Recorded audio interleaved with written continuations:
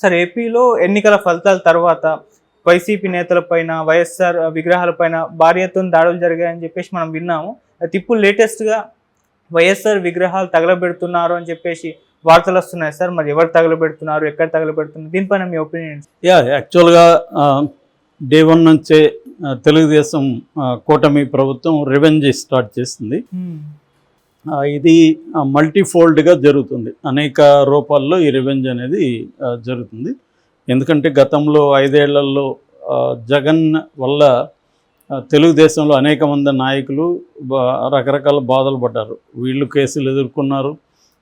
చాలా ఆర్థికంగా కూడా చాలా నష్టపోయాడు. ఎందుకంటే జగన్ చాలామంది తెలుగుదేశం నాయకుల్ని ఆర్థికంగా దెబ్బతీశాడు. అంటే వాళ్ళకి ఉన్న రెవెన్యూ సోర్సెస్ వాటిని దెబ్బకొట్టాడు. మనకు తెలుసు జేసీ ప్రభాకర్ రెడ్డి, దివాకర్ రెడ్డి వాళ్ళ మైన్స్ కావచ్చు, లేకపోతే వాళ్ళ ట్రావెల్స్ వ్యవహారాలు కావచ్చు, దీనంతా దెబ్బకొట్టారు.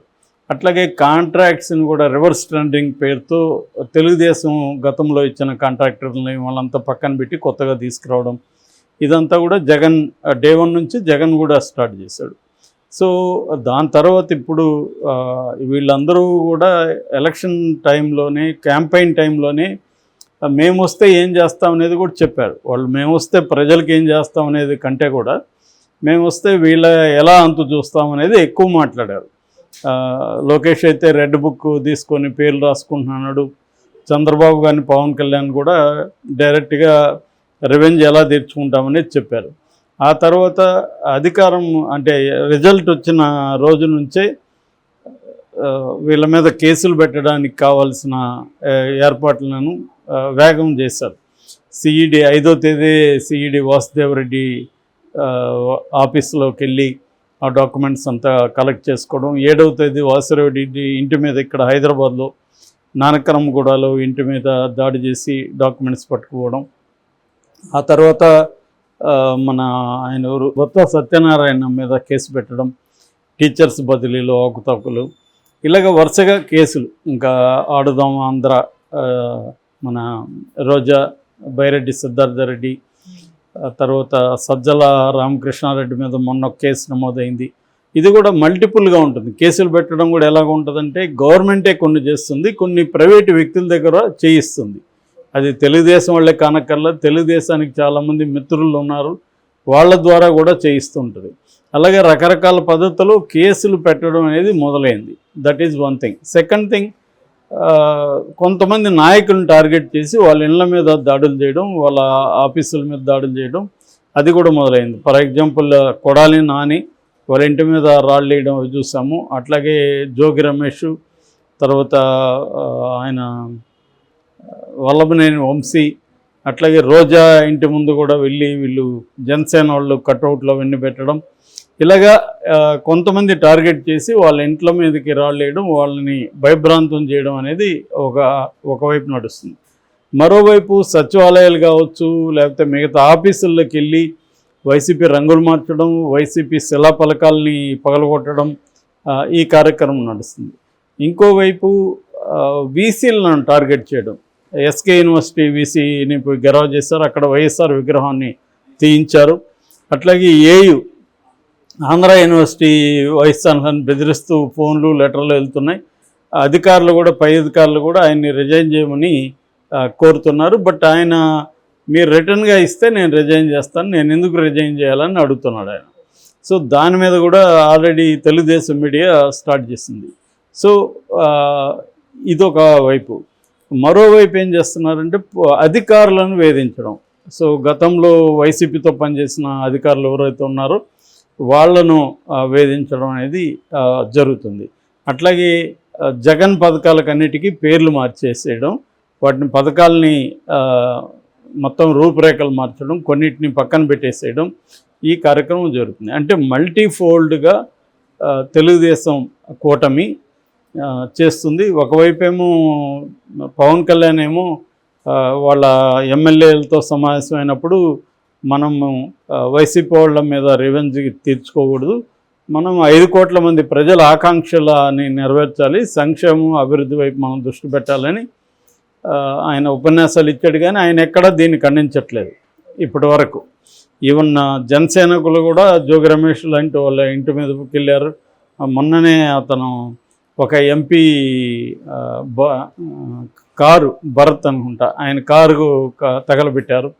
ఇలాగా వాళ్ళ ఆస్తులు ధ్వంసం చేయడం, వాళ్ళ కార్లు తగలబెట్టడం, వాళ్ళ శిలాఫలకాలను చేయడం, తర్వాత వాళ్ళ ఆఫీసుల్ని లాక్కోవడం, ఇలాంటి కార్యక్రమాలు చేస్తుంటే పవన్ కళ్యాణ్ కానీ చంద్రబాబు కానీ ఎక్కడ ఖండించలేదు. చంద్రబాబు పైగా వైసీపీ కవింపు చర్యలు చేస్తే మీరు సహనం కోల్పోవద్దు అన్నట్టుగా మాట్లాడాడు. అంటే ఇదంతా వైసీపీదే తప్పు అన్నట్టుగా ఆయన మాట్లాడుతున్నాడు. ఇంకా లోకేష్ అయితే మేము కక్ష అయితే తీర్చుకోం కానీ లీగల్గా మాత్రం ఎవరిని వదిలిపెట్టమంటున్నారు. సో ఏదేమైనా మల్టిపుల్గా కక్షలు తీర్చుకోవడం అన్న కాన్సెప్ట్ అయితే కనబడుతుంది. కొత్తగా ఈరోజు అక్కడ మన బాపట్ల జిల్లా బట్టిప్రోల్లో అద్దెపల్లి అనే ఒక దళిత వాడలో ఎవరో వైఎస్ఆర్ విగ్రహానికి పెట్రోల్ పోసి ముట్టించారు. అది ఇంకా కాలుతుంది. ఆ వీడియో వైరల్ అవుతుంది ఇప్పుడు. అంటే రాష్ట్ర వ్యాప్తంగా వైఎస్ఆర్ విగ్రహాల ధ్వంసం అనేది ఒకటి జరుగుతుంది. సో దీన్ని కాంగ్రెస్ కూడా ఖండించింది, ముఖ్యంగా షర్మిల కూడా ఖండించింది. వైఎస్ఆర్ విగ్రహాలు ధ్వంసం చేయొద్దని, కానీ అది కంటిన్యూ అవుతున్నాయి. సో అంటే మల్టీఫోల్డ్లో ఒక రివెంజ్ అనేది నడుస్తుంది. మరి ఇది ఈ రివెంజ్ వల్ల వీళ్ళకి ఒక ఆనందం అయితే కలగచ్చేమో, కానీ అంటే జగన్ గతంలో మనం చేస్తాం కాబట్టి మనం కూడా చేయాలనేది కరెక్ట్ అని వాళ్ళు అనుకోవచ్చు. కానీ దీనివల్ల ఏమవుతుందంటే ప్రజలకి ఏ రకమైన మేలు జరగదు. మళ్ళీ వాళ్ళు వస్తే వీళ్ళు చేశారని వాళ్ళు చేస్తారు. గతంలో 2014-19లో తెలుగుదేశం చేసిందని వైసీపీ చేసింది, ఇప్పుడు వైసీపీ చేసిందని వీళ్ళు చేస్తున్నారు. మళ్ళీ వైసీపీ వచ్చిందనుకో వీళ్ళు చేశారని వాళ్ళు చేస్తారు. ఇది ఒక విసియస్ సర్కిల్ అవుతుంది. దీనికి ఎక్కడో ఒక చోట ఆపాలి. ఇది మనం మాట్లాడితే ఏమంటారు, నువ్వు జగన్కి చెప్పావా గతంలో అంటారు. సో ఎవరికి చెప్పినా ఇదే చెప్పాలి. ఎందుకంటే రివెంజ్ని ప్రోత్సహించకూడదు, వైలెన్స్ని ప్రోత్సహించకూడదు. తర్వాత ఇట్లా విగ్రహ ధ్వంసం గతంలో కూడా ఎన్టీఆర్ది కూడా అలాగే చేసింది వైసీపీ. సో కొంతమంది అంబేద్కర్ విగ్రహాలు చేశారు. ఇదేంటంటే సింబాలిక్గా విగ్రహాలు చేయడం అనేది ఒక చర్య.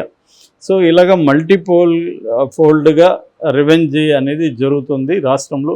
మరి ఇది ఎక్కడ పుల్ స్టాప్ పడుతుందా లేకపోతే ముందుకెళ్తుందా చూడాలి. ఒక పక్క స్టేట్ గవర్నమెంటే ఈ పని చేస్తుంది. మనం చూసాము వైసీపీ ఆఫీసులను కోల్చడం అనేది కూడా స్టార్ట్ చేసింది. ఆల్రెడీ తాడేపల్లిలో 2 ఎకరాల విస్తీర్ణంలో కడుతున్న దాన్ని కంప్లీట్గా కూల్చేశారు. ఇప్పుడు దాదాపు 16 వైసీపీ ఆఫీసులకి నోటీసులు ఇచ్చారు, విశాఖ, అనంతపురం, ఇలాగ రకరకాల ఏరియాల్లో. సో ఇప్పుడు దాని మీద వీళ్ళు లేల అప్పిరెడ్డి కోర్టుకి వెళ్ళాడు. కోర్టులో వీళ్ళు వెళ్ళిన వాటికి మాత్రమే స్టే ఇస్తూ వస్తుంది, వీళ్ళు కొత్త వాటికి నోటీసులు ఇస్తూ వెళ్తున్నారు. లోకేష్ కూడా చెప్పాడు 26 జిల్లాల్లో కూడా వీళ్ళు అక్రమంగా కట్టారని. దానికి వాళ్ళు ఆల్రెడీ వైసీపీ వాళ్ళు సమాధానం చెప్పారు. మీరు ఇచ్చిన జీవో ప్రకారమే 2016లో ఇచ్చిన జీవో ప్రకారం మేము కట్టాం, మీరు కూడా అలాగే కట్టారు కదా, మా ప్యాలెస్లు అయితే మీ పూరి గుడిసెలు అని వాళ్ళ ఫోటోలు పెట్టారు.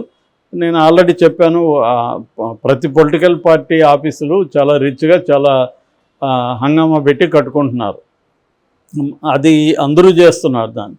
సో ఇప్పుడు దాన్ని ఒక పార్టీనే టార్గెట్ చేయడం బదులు మొత్తంగా వీళ్ళు ఒక జ్యుడిషియల్ కమిషన్ వేసి అసలు ఏ పొలిటికల్ పార్టీ అయినా అనుమతులు లేకుండా కడుతున్నారా ఏంటి అనేది అందరి మీద చేయాలి. ఎందుకంటే తెలుగుదేశం మీద కూడా ఇదే ఆరోపణలు ఉన్నాయి.